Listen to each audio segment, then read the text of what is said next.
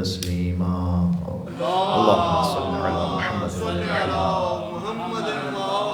أعوذ بالله من الشيطان الرجيم بسم الله الرحمن الرحيم لا حول ولا قوة إلا بالله العلي العظيم حسبنا الله ونعم الوكيل نعم المولى ونعم النصير وبه نستعين وهو خير ناصر ومعين وصلى الله على رسوله الكريم حبيب إله العالمين العبد المرتضى والنبي المجتبى والرسول المصطفى سيدنا ونبينا ومولانا بالقاسم محمد اللهم صل على محمد اللهم صل على سيدنا ومولانا علي أمير المؤمنين وقائد الغر المحجلين وإمام المتقين عليه أفضل الصلاة والسلام وعلى التحية والثناء وعلى الصديقة الكبرى فاطمة الزهراء سيدة النساء العالمين وعلى سبتي الرحمة الحسن والحسين سيدي شباب أهل الجنة أجمعين صلوات محمد وآل محمد اللهم صل على محمد رحمة الله على محبيهم واللعنة الدائمة على أعدائهم أجمعين شب مبعث اور معراج کی مبارکباد سرکار حضرت حجت کی خدمت میں پیش کرتے ہوئے امام زمانہ علیہ السلام کی دعا بسم اللہ الرحمن الرحیم اللہم کل ولیک الحجت ابن الحسن صلواتک علیہ وعلى آبائه في هذه الساعة وفي كل ساعة وليا وحافظا وقائدا وناصرا ودليلا وعينا حتى تسكنه أرضك طوعا وتمتعه فيها طويلا اللهم صل على محمد وآل محمد وعجل فرجهم 27 رجب المرجب کی عید آپ تمام مومنین کو مبارک ہو. اعمال مغربین کے بعد اب کچھ دیر بعد ہوں گے انشاءاللہ. میں آپ کے سامنے جشن کے حوالے سے کچھ گزارشات عرض کر دوں. وہ یہ کہ گزشتہ 1 یا 2 سال سے یہ سوال کافی سوشل میڈیا میں گردش بھی کرتا رہا بالخصوص مومنین کے درمیان کے شب 27 رجب المرجب کون سی عید ہے؟ عید مبعث ہے یا عید معراج ہے؟ تو معراج کب ہوئی تھی اور معراج کا ڈیوریشن کیا تھا، اس کی تاریخ کیا تھی، اس کے حوالے سے میں چند گزارشات عرض کروں گا، جس میں سے ایک قول خود شب 27 رجب المرجب کا بھی ہے، اس سے انکار نہیں ہے، لیکن اس کے علاوہ اور بھی بہت سارے اقوال ہیں. پہلا تو یہ کہ جو معراج کا واقعہ ہے وہ ہے مسلمات میں سے. اس کا ذکر قرآن کریم میں سورہ اسراء میں بھی ہے اور سورہ نجم میں بھی ہے. سبحان الذی اسریٰ بعبدہ لیلا من المسجد الحرام الی المسجد الاقصی الذی بارکنا حولہ لنریہ من آیاتنا. سبحان ہر عیب سے پاک اور منزہ ہے وہ پروردگار جو لے گیا اپنے عبد کو رات کے وقت مسجد الحرام سے مسجد اقصی تک. اقصی کا اگر ترجمہ آپ انتہا کر دیں اور مسجد کا ترجمہ جہاں سجدہ کیا جائے تو اس کا ترجمہ پھر یوں بنے گا کہ پاک ہے وہ پروردگار جو لے گیا اپنے عبد کو مسجد الحرام سے انتہائی نقطہ سجود تک، تاکہ وہ لنریہ من آیاتنا، تاکہ وہ اپنی نشانیاں دکھلا دے اپنے عبد کو.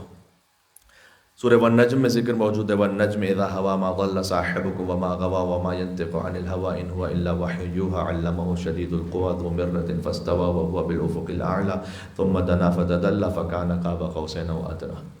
یہ جو 2 کمان اور اس سے کم کا فاصلہ ہے اس کا ذکر سورہ نجم میں موجود ہے. ثم دنا فتدلى، وہ قریب ہوئے اور جھکے اور اتنا قریب ہوئے کہ فکان قاب قوسین او ادنیٰ، یہ 2 کمان اور اس سے کم کا فاصلہ رہ گیا. فاوحى الى عبده ما اوحى، تو اس نے اپنے بندے کی طرف ایک خاص وحی کی، پس ایک وحی کی. جزئیات میں اختلاف ہے معراج کے حوالے سے، اصل واقعے میں کوئی اختلاف نہیں ہے، جزئیات میں اختلاف ہے. یہ کب واقعہ پیش آیا، معراج جسمانی تھی یا روحانی تھی؟ البتہ یہ کہ مذہب تشیع کا اس بات پر بھی مسلمہ اتفاق ہے کہ معراج جسمانی ہی تھی۔ اس وقت اس کو ثابت کرنے کے لیے تفصیل میں جانے کا وقت نہیں ہے، فقط میں اشارہ کر رہا ہوں۔ معراج ہجرت کے 10ویں سال ہوئی ہے، معذرت بعثت کے۔ بعثت کا مطلب ہے کہ جب حضور مبعوث برسالت ہو گئے، اعلان نبوت فرما دیا، جو کل کا دن ہے 27 رجب المرجب، یہ اب یکم بعثت ہے۔ اس کے 10 سال بعد ہوئی ہے، یا 11 سال بعد ہوئی ہے، یا 12 سال بعد ہوئی۔ 13ویں سال میں حضور نے ہجرت کر لی مکہ سے مدینہ، یہ آپ جانتے ہیں۔ تو یا 10ویں سال ہے بعثت کے، یا 11ویں سال ہے، یا 12ویں سال ہے۔ اور کب ہوئی یہ معراج؟ یہاں شب 17 ربیع الاول کا قول بھی ہے۔ شب 17 ربیع الاول حضور کی آمد کی شب بھی ہے اور معراج کی شب بھی ہے۔ شب 27 رجب کا قول بھی ہے، جو برادران اہل سنت میں زیادہ معروف ہے۔ شب 17 رمضان بھی ہے ایک قول۔ ملا فتح اللہ کاشانی نے منہج الصادقین میں لکھا ہے کہ شوال اور ربیع ثانی کی بھی تاریخیں ہیں۔ شاید اس کی وجہ یہ ہے کہ خود صادق آل محمد نے فرمایا کہ عرج النبی 120 مرہ، حضور کو 120 معراجیں نصیب ہوئی، ایک معراج نہیں ہے۔ وہ جو عرش سے فرش پر زندگی گزارنے آئے ہیں وہ تو ہے ہی نوری مخلوق، تو اصل وہ جو ان کی نورانیت ہے، ان کی ساری زندگی معراج ہی معراج ہے۔ کیا کہنے، سبحان اللہ سبحان اللہ۔ ایک مل کے صلوات بھیجے محمد و آل محمد پر، اللہم صلی علی محمد و آل محمد۔ تو 120 معراج ہیں حضور کی۔ اور یہاں علماء نے یہ بھی لکھا ہے کہ ہجرت سے پہلے ایک ہے، جو میں نے کہا کہ 10ویں بعثت یا 11ویں بعثت یا 12ویں بعثت، اور پھر ہجرت ہو گئی، اور ہجرت کے بعد 119 ہے۔ اچھا، ہجرت کے بعد رسول اللہ مدینہ میں کتنا رہے؟ 10 سال۔ 10 سال میں کتنے مہینے ہوتے ہیں؟ 120 مہینے۔ 120 مہینوں میں 119 مرتبہ معراج ہے، یعنی ایوریج کیا جائے تو ہر مہینے ایک معراج ہے۔ سبحان اللہ سبحان اللہ سبحان اللہ۔ آپ عظمت سرکار ختمی مرتبت کا اندازہ لگائیے گا۔ سبحان اللہ۔ اور اسی خاطر ہے کہ معراج کی روایتوں میں اختلاف بھی بہت زیادہ ہے۔ مثال کے طور پر خود پہلے ہی اختلاف یہ ہے کہ معراج کہاں سے ہوئی، حضور کس مقام سے تشریف لے گئے۔ تو جناب قرآن میں تو بہت واضح ہے کہ من المسجد الحرام، مسجد حرام سے معراج ہوئی، تو بے اختلاف کیوں؟ اس لیے کہ مسجد الحرام کا احاطہ جو اہل مکہ تھے وہ بہت وسیع سمجھتے تھے، حرم کا احاطہ۔ تب وہ کون سا مقام ہے کہ جہاں سے معراج نصیب ہوئی؟ زیادہ صحیح قول جو پہلی معراج کے بارے میں ہے وہ مسجد الحرام میں خانہ کعبہ کے بالکل ساتھ ہی، یوں سمجھ لیجئے کہ تقریباً 10 قدموں کے فاصلے پر حضرت ام ہانی کا گھر تھا، جو حضرت ابو طالب کی بیٹی ہیں۔ ابو طالب کی بیٹی کے یہاں سے حضور معراج پہ تشریف لے گئے۔ دعوت ذوالعشیرہ پہلی دعوت ہوئی ابو طالب کے گھر میں، پہلی معراج ہوئی ابو طالب کی بیٹی کے گھر میں۔ کیا کہنے، سبحان اللہ سبحان اللہ سبحان اللہ۔ عظمت ابو طالب علیہ السلام کا اندازہ لگائیے گا، اور حضور وہیں پر واپس آئے۔ اچھا، یہ معراج کی ڈیوریشن کتنی تھی؟ یہ شاعروں کے کلام میں تو آپ کو کیسا سے ملے گا کہ مثلا وہ کنڈی ہل رہی تھی اور حضور فوراً واپس آ گئے۔ احادیث میں کم از کم میں نے اسے نہیں دیکھا، اور بظاہر موجود بھی نہیں ہے، لیکن اتنا ہے کہ ایک شب سے کم ہی کی مدت ہے۔ امام کی حدیث ہے، صادق آل محمد کی تفسیر عیاشی میں موجود ہے کہ حضور جب معراج پر جانے لگے تو عشاء کی نماز مکے میں پڑھی، معراج پہ گئے، اور پھر اسی رات فجر کی نماز پھر مکے میں پڑھی۔ یہ امام کی حدیث ہے۔ بعض علماء اس سے اندازہ لگاتے ہیں کہ ہو سکتا ہے کہ 2 سے 3 گھنٹے کی یہ مدت ہو کہ عشاء کی نماز پڑھ کر حضور معراج پہ تشریف لے گئے، واپس آئے، اور فجر کی نماز دوبارہ مکے میں پڑھی۔ اللہ اکبر۔ ایک لطیف بات اور ہے، جب امام جعفر صادق علیہ السلام نے فرمایا اللہم صلی علی محمد و آل محمد، کہ حضور کو 120 معراجیں ہوئیں، تو یہ کتاب الخصال میں شیخ صدوق نے لکھا ہے۔ اچھا، کتاب الخصال کی بک کا جو سٹائل ہے وہ یہ ہے کہ جس حدیث میں ایک کا عدد آیا ہو کسی بھی بارے میں، اس کو ایک ساتھ جمع کیا، پھر 2 کا عدد آیا تو پھر ایک ساتھ جمع کیا، 3 کا عدد تو ایک ساتھ جمع کیا۔ مثلاً سورہ یاسین پڑھنے والے کے لیے 10 اجر و ثواب ہے، تو اس کو 10 کے چیپٹر میں لکھا۔ تو انہوں نے جو 120 کا چیپٹر لکھا اس میں اس حدیث کو لکھا ہے کہ حضور کو 120 معراج نصیب میں، اور اس میں آگے فرمایا کہ وقد اوصى الله عز وجل النبی بالولایت لعلی والائمہ اکثر مما اوصاه بالفرائض۔ ہر معراج پر 120 کی 120 معراج میں سے ہر معراج میں اللہ سبحانہ و تعالیٰ نے اپنے حبیب کو علی بن ابی طالب کی ولایت کی وصیت اور نصیحت کی۔ سبحان اللہ سبحان اللہ سبحان اللہ۔ ہر اس فریضے سے زیادہ کہ جو معراج پہ پہنچایا، 120 کی 120 معراجوں میں سب سے زیادہ وصیت اور نصیحت علی بن ابی طالب کی ولایت کی۔ سبحان اللہ، یہ حدیث امام ہے۔ سبحان اللہ سبحان اللہ۔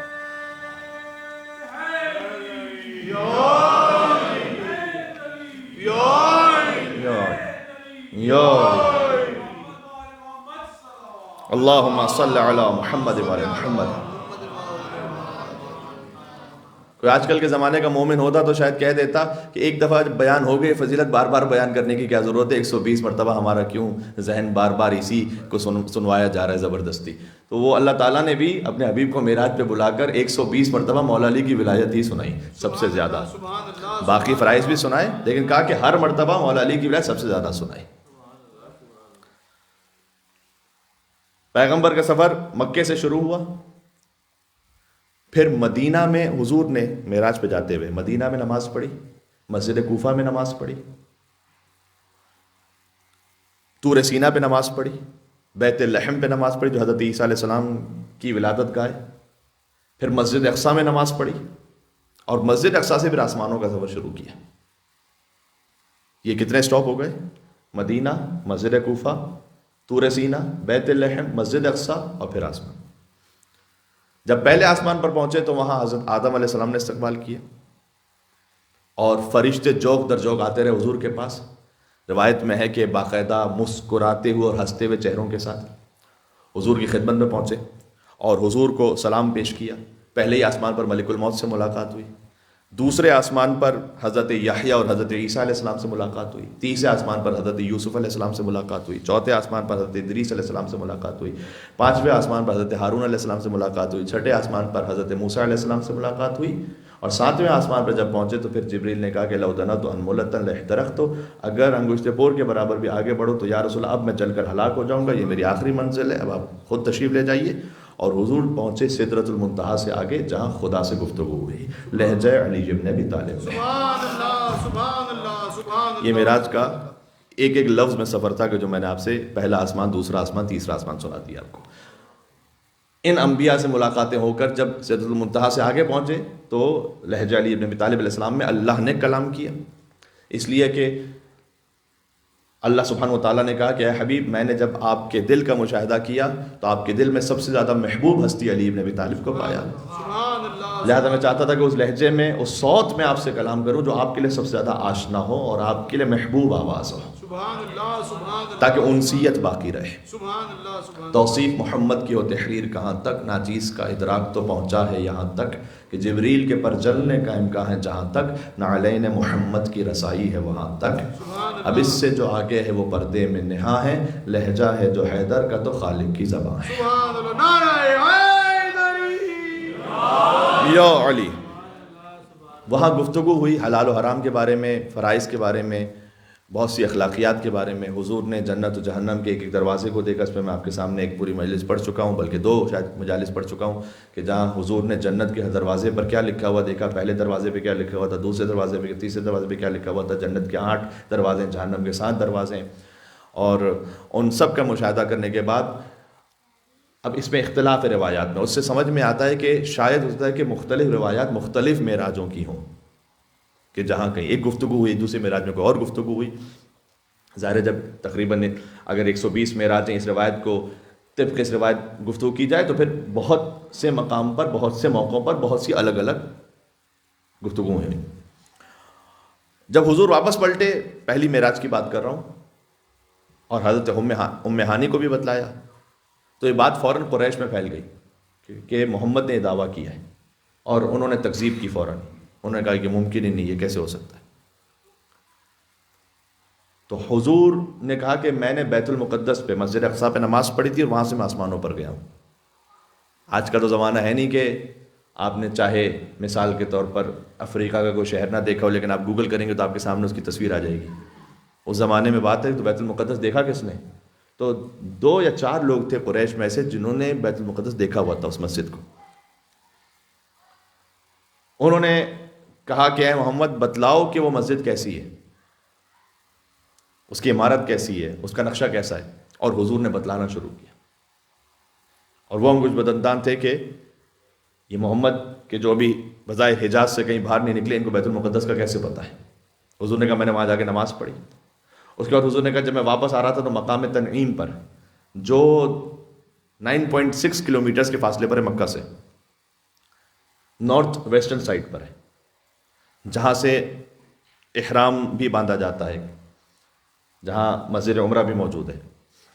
تو وہاں حضور نے کہا کہ میں نے قریش کے یعنی تمہارے کچھ قافلوں کو دیکھا ہے، اور حضور نے بتلایا کہ ان قافلوں میں اونٹوں کی تعداد کتنی تھی اور ان کی ترتیب کیا تھی، سب سے آگے کون سے رنگ کا اونٹ تھا، پھر کون سے رنگ کا اونٹ تھا، پھر کون سے رنگ کا اونٹ تھا، اور کس اونٹ پر کون سا کجاوا تھا، اس کجاوے کا رنگ کیا تھا۔ حضور نے کہا وہ قافلے بھی آنے والے ہیں۔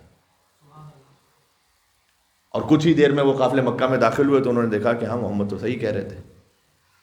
جب تقریباً 9 کلومیٹر کا اگر فاصلہ ہے تو آج 9 کلومیٹر کا فاصلہ طے کرنا مثلاً 10 منٹ میں 12 منٹ میں آپ کر لیتے ہیں، تو اس وقت تو کئی گھنٹے لگتے تھے۔ جب کچھ گھنٹوں بعد وہ پہنچے قافلے تو انہوں نے دیکھا کہ ہاں جیسے محمد نے بتلایا تو صلی اللہ علیہ وسلم ویسا ہی تھا۔ اس طرح سے معراج کی تصدیق ہوئی وہاں پر۔ سبحان اللہ سبحان۔ تو یہ مختصر سا احوال ہم نے اس لیے بیان کیا کہ شب 27 رجب بھی معراج کی ایک روایت ہے، لیکن اور بھی روایتیں ہیں۔ شب 17 ربیع الاول بھی ہے، شب 17 رمضان بھی ہے، ربیع ثانی کی بھی تاریخ ہے، شوال کی بھی تاریخ ہے۔ کل کی جو تاریخ اصل نسبت رکھتی ہے، مناسبت رکھتی ہے، وہ ہے آج شب مبعث ہے، یعنی شب 27 رجب، اور کل کا دن عید مبعث ہے، اہم ترین عیدوں میں سے۔ جب انشاءاللہ اعمال شروع ہوں گے تو میں اس حوالے سے کچھ اور بھی گزارش کروں گا 4 سے 5 منٹ کے لیے۔ بعثت کا مطلب یہ ہے کہ پہلی وحی کا نزول ہے غار حرا میں۔ اقرا بسم ربک الذی خلق، خلق الانسان من علق، اقرا وربک الاکرم الذی علم بالقلم، علم الانسان ما لم یعلم۔ یہ 5 آیتیں نازل ہوئی ہیں۔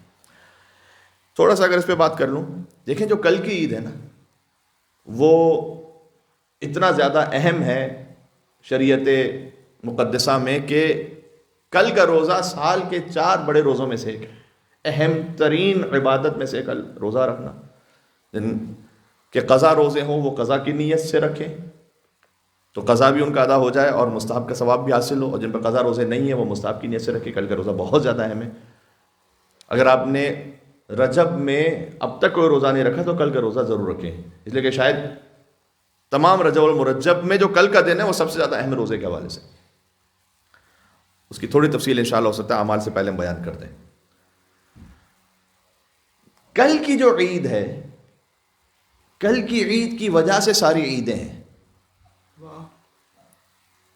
چونکہ بعثت نبوی ہے، سبحان اللہ سبحان اللہ اعلان نبوت ہے، سبحان اللہ اور وحی الہی کا نزول ہے۔ سبحان اللہ۔ لہذا غدیر کی عید کل کی عید کی وجہ سے ہے۔ کیا کہنے، سبحان اللہ سبحان اللہ سبحان بھائی من کن تو مولا پہلے ہو تو فاز علی مولا ہوگا نا۔ سبحان اللہ۔ کیا کہنے، سبحان اللہ سبحان اللہ سبحان اللہ۔ بات واضح، اور ایک مل کے صلوات بھیجیں محمد و آل محمد پر، اللہم صلی علی محمد و آل محمد۔ محمد کیا کہنے، سبحان اللہ سبحان جو من کن تو مولا ہی کو نہ مانے وہ فاز علی مولا کو کہاں سے مانے گا؟ سبحان اللہ سبحان تو من کن تو مولا کل ہے کہ حضور کی نبوت کا اعلان ہے۔ کن تو نبی و آدم و بین الماء والطین، نبی تو اس وقت بھی تھا کہ جب آدم بنے نہیں تھے، پانی اور مٹی کے درمیان تھے، نبی تو اس وقت سے تھے، نبی کل نہیں بنے۔ بے شک۔ یہ مسلمانوں کا عقیدہ ضرور ہے کہ کل نبی بنے، اور انہیں پتہ بھی نہیں تھا کہ وہ نبی بن گئے ہیں، اور پھر ورقہ ابن نوفل نے بتلایا کہ آپ پہ وحی نازل ہوئی ہے اور آپ کو نبوت کا عہدہ عطا ہوا ہے۔ ایسے نبی کو ہم نہیں مانتے کیا کہنے، سبحان اللہ سبحان اللہ سبحان اللہ۔ کہ جبریل نے ان کے سینے کو چاک کیا اور کھولا، استغفر اللہ ربی واتوب الیہ، الم نشرح لک صدرک، یہ اللہ سبحانہ و تعالیٰ نے انہیں شرح صدر عطا کیا ہوا ہے، بے شک بے شک۔ سرکار ختم مرتبہ۔ سبحان اللہ سبحان اللہ۔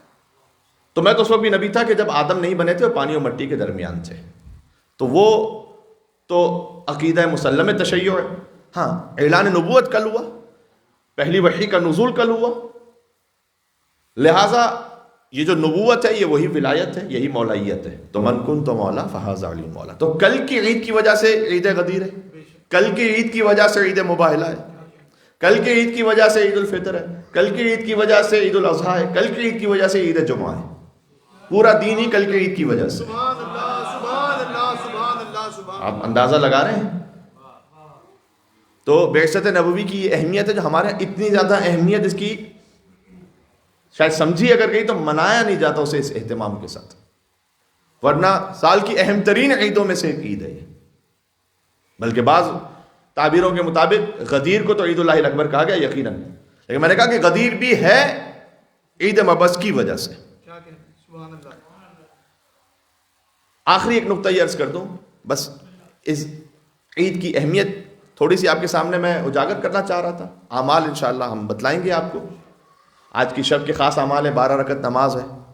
12 رکعت نماز پڑھنے کے بعد 7 مرتبہ چند سوروں کی تلاوت ہے, اور آج کی شب کی خاص دعا ہے. زیادہ طولانی اعمال نہیں, لیکن بہرحال اہم اعمال ہیں, انشاءاللہ ساتھ مل کے کریں گے. ایک آیت ہے سورہ شورا کی آیت نمبر 15, جس میں اللہ تعالیٰ نے حضور کو حکم دیا کہ جب آپ مبعوث برسالت ہو چکے ہیں, اب آپ نے اعلان نبوت کر لی ہے, تو آپ نے کون سے اصولوں پر ایسے زندگی گزارنی ہے کہ اگر میں جملہ کہوں تو یہ جو بعثت نبوی ہے اس کا مکمل حق اس وقت ادا ہوگا کہ جب آپ یہ 5 اصولوں کے ساتھ اپنی زندگی گزاریں گے.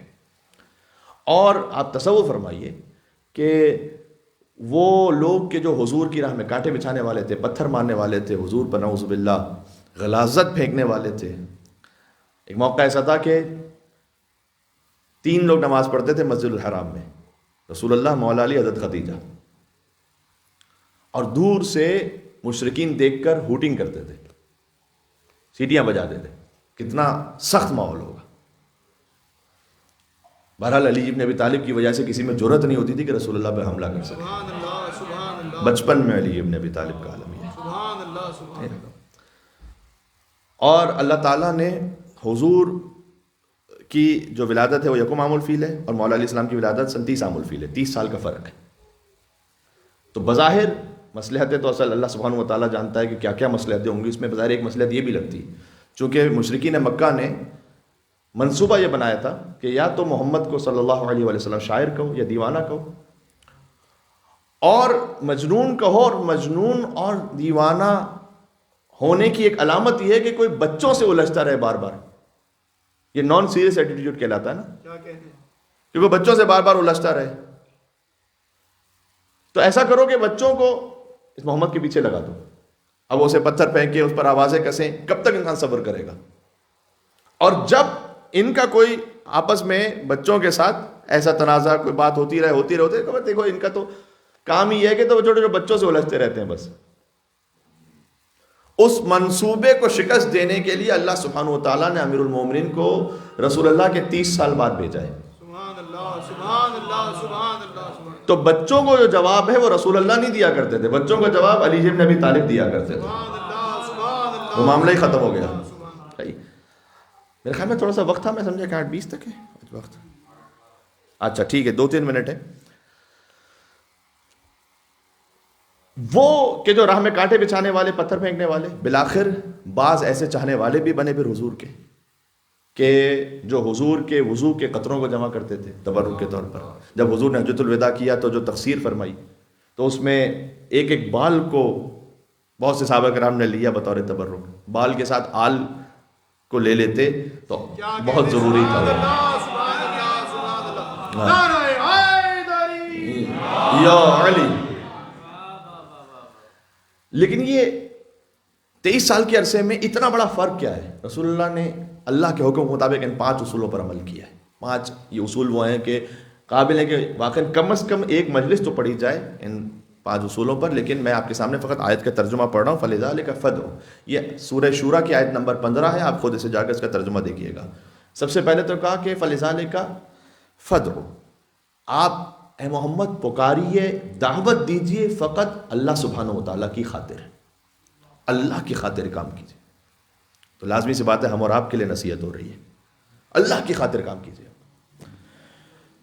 وَاسْتَقِمْ كَمَا أُمِرْتَ، اور آپ ایسے استقامت دکھلائیے جیسے کہ ہم نے آپ کو حکم دیا ہے۔ اللہ کی خاطر آپ دعوت دیں گے تو آسان نہیں ہے منزل، تو اس میں مصائب اور بلائیں بہت سی ہیں، کہ اللہ کی خاطر استقامت دکھائیے۔ اچھا میں آپ کے سامنے چھوٹی سی بات پیش کروں، حضور اتنا تبلیغ میں خالصانہ رویہ تھا ان کا کہ لمحے بھر کے لیے بھی کسی چھوٹے سے ایک وقتی فائدے کے لیے بھی حضور نے کوئی ایسا کام نہیں کیا کہ کام کرنا تو دور کی بات، اگر ایک پرسپشن ایسا بن رہا تھا کہ جس سے حضور کو فائدہ مل سکتا تھا لیکن وہ بات ٹھیک نہیں تھی، تو حضور نے آگے خود ہی کلیئر کر دیا کہ یہ بات ٹھیک نہیں ہے۔ میں آپ کو مثال دیتا ہوں، حضور کے فضل حضرت ابراہیم کا انتقال ہو گیا، اسی وقت سورج کو گرہن لگ گیا، تو آپس میں سب لوگوں نے کہنا شروع کیا کہ دیکھو محمد سچے نبی ہیں لیکن ان کے بیٹے کا انتقال ہوا ہے اور سورج کو گرہن لگ گیا ہے، اللہ تعالیٰ ناراض ہے، یعنی اللہ تعالیٰ غم میں ہے، لہذا ان کی نبوت سچی ہے۔ حضور فوراً آئے مجمع میں، انہوں نے آ کر کہا کہ سورج گرہن اور چاند گرہن امران طبعیان ایک نیچرل پروسیس کے ساتھ ہوتے ہیں، جب یہ آیت آ جائے تو نماز آیات پڑھو۔ نماز آیت سکھلائی حضور نے، کہ اس کا میرے بیٹے ابراہیم کی وفات سے کوئی تعلق نہیں ہے، تم پر نماز آیات واجب ہے، نماز آیات پڑھو اور تمہاری ذمہ داری پوری ہے۔ تو یا رسول اللہ اچھے والے اگر کوئی مسلمان ہو ہی جاتے ہیں، آپ خاموش ہی رہ جائیں فقط، تو اس میں کیا برائی ہے؟ آج تو یہ ہو جائیں گے مسلمان، لیکن جب 1400 سال بعد جا کے حقیقت کھلے گی کہ ایک نیچرل فینومینا ہے، جب آ کے سائنٹسٹ کھولیں گے اس بات کو، تو اس وقت وہ یہ ضرور کہیں گے کہ اچھا اس وقت محمد نے ایک وقتی فائدے کے لیے یہ سو استفادہ کر دیا۔ حضور نے کہا نہیں، اپنے فائدے میں بھی ایک بات جاری رہے، پر سب اس کو کلیئر کیا، کہا ایسا ہے نہیں، غلط سمجھ رہے۔ سبحان اللہ، یہ بہت سخت منزل تھی۔ آج سن لینا آسان ہے، جب اس وقت جب راہ میں کانٹے بچھائے جا رہے ہوں، جب پتھر مارے جا رہے ہوں، جب کوئی بات تبلیغ کو قبول کرنے والا، اس وقت اتنا صادقانہ اپنے تبلیغ میں حضور کا بیہیویئر، یہ واقعی معجزہ ہے۔ فرمایا کہ استقامت دکھلاؤ، ولا تتبع اہواہم، ان لوگوں کی خواہشات پر چلنے کی ضرورت نہیں ہے کہ یہ آپ کو کہیں کہ ایسا کر کے دیکھو۔ محمد کبھی کہتے تھے آپ تم فرشتے ہوتے تو بہتر تھا، کبھی کہتے کہ تم ثروت مند ہوتے تو بہتر تھا، کبھی کہتے کہ اگر تم اس پہاڑ کو سونا بنا لو تم، ان کی خواہشات پہ چلنے کی ضرورت نہیں ہے۔ تیسری بات یہ ہو گئی۔ چوتھی بات، قل آمنت بما انزل اللہ من کتاب، میں تو عمل اسی پہ کروں گا جو اللہ نے مجھ پہ کتاب میں نازل کیا ہے۔ پانچویں بات، وَأُمِرْتُ لِأَعْدِلَ بَيْنَكُمْ، میں آیا ہوں تم میں عدالت قائم کرنے کے لیے، ظلم کو ختم کرنے کے لیے۔ تو یہ وہ امور تھے کہ جن پر سرکار ختم مرتبت نے اس پابندی کے ساتھ عمل کیا۔ سبحان اللہ۔ اگرچہ کہ وقت ہو چکا ہے، میں ایک جملے میں ایک بات سناؤں آپ کو۔ جب حضور سخت ترین مشکل میں تھے نا مکہ میں، شیب ابی طالب میں 3 سال رہے، حضرت سیدہ کونین خاک پر سوتی تھیں اس وقت۔ حضور کے پاس کئی وقتوں کا کھانا نہیں ہوتا تھا، شکم پہ پتھر باندھتے تھے۔ فقط حج کے زمانے میں حضور شیب ابی طالب سے باہر آ سکتے تھے۔ حضرت ابو طالب السلام نے پناہ دی ہوئی تھی، عورتوں کو پناہ دینے والا ہی نہیں تھا، تو حج کے زمانے میں باہر آتے تھے حضور اس شیب سے، یعنی اس غار سے، اس گھاٹی سے باہر آتے تھے اور آ کر تبلیغ فرماتے تھے، کیونکہ حج زمانہ جاہلیت میں بھی ہوتا تھا۔ تو حضور اس وقت باہر تشریف لے آتے تھے اور جو کوئی نظر آ گیا اسے تبلیغ فرماتے تھے۔ تو قبیلہ بنی عامر سے ایک شخص آیا، اس نے آگے کہا کہ میں نے سنا ہے کہ محمد آپ نے اپنے دین کا ایک اعلان کیا ہے اور آپ اس وقت پریشانی اور تکلیف میں ہیں، آپ کا سوشل بائیکاٹ ہوا ہے، میں آپ پر ایمان لے کر آتا ہوں، میں اپنے قبیلے کا سردار ہوں، میرا سارا قبیلہ آپ پر ایمان لے کر آئے گا، میں آپ کو 200 جنگجو دوں گا تلواروں کے ساتھ، یعنی گولڈ ہے اس وقت، یہ گولڈ، ایک تلوار بھی نہیں تھی اس وقت، ایک تلوار، 200 جنگجو دوں گا تلواروں کے ساتھ دوں گا جو آپ کی خاطر جنگ کریں گے۔ حضور کو محسوس ہوا کہ یہ اس کے عوض کچھ چاہتا ہے۔ حضور نے کہا تم مجھ سے کیا چاہتے ہو؟ کہ بس ایک بات ہے، آپ اناؤنسمنٹ کر دیں کہ آپ کے بعد آپ کا جانشین میں ہوں، میں سب کچھ کرنے کو تیار ہوں۔